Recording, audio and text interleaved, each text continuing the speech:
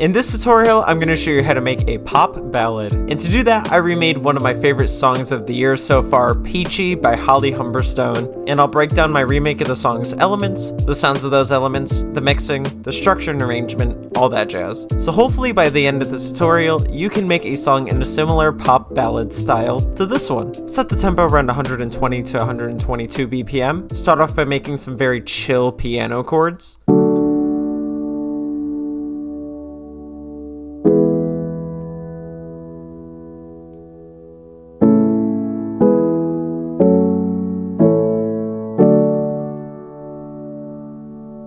So if you need help creating chords, a resource that I can recommend, not a sponsor, is chord.com.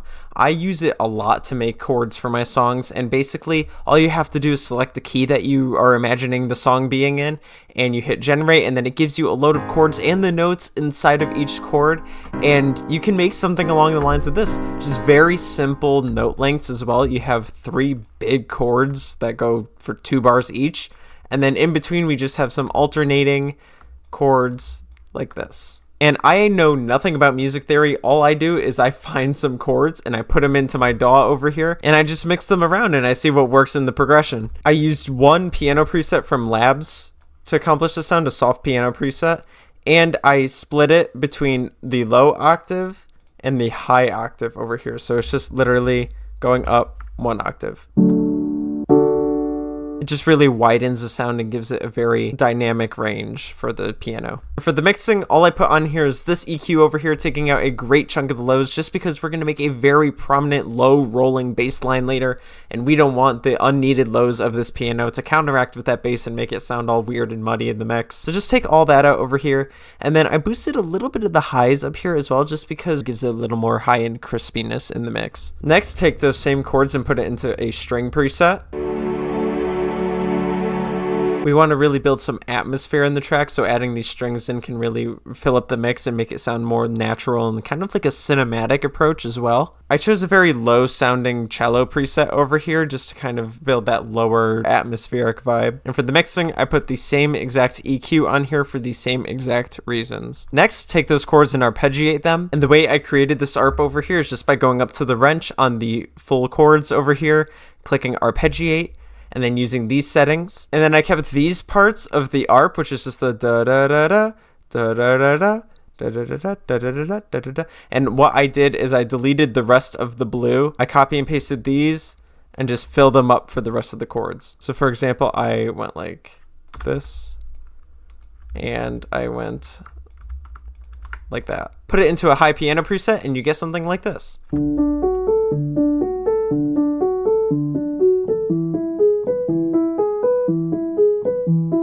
It adds a little interesting element to the background of the mix, keep it more interesting, and so that the rhythm keeps on rolling and it's not really stalling out at all. Same soft piano preset from Labs, and the same EQ from earlier for the same reasons.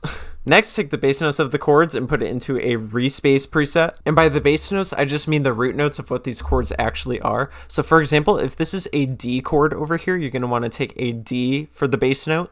And if this is an E chord over here, you want to take an E for the bass note. And you want to do that for all of the chords that we created from earlier over here. Find yourself a good old respace and put it in.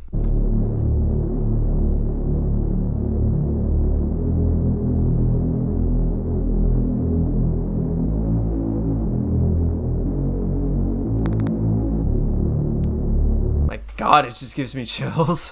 Obviously, the reason why we have this bass in here is to really support those lower ends, and having it as a respace sounds like it should be in an EDM track, but the reason why we have a respace is because it really just hides in the background a lot more to support the lows, and you kind of can't really notice it. It doesn't stand out in the mix. And I use this moody slidey bass preset from MHA's Soundbank Volume 1 for Vital. Now for the structure and arrangement of this track. So I really just focused on the chorus over here for this song, and I have a little outro over here as well.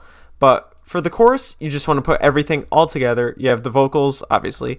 You have the piano, you have the arp, the strings, and the bass. There's not really much going on with the elements except just for some background instrumentation. So you could really experiment with the vocal melodies and the lyrics as well. And then for the outro, I just have a single low octave piano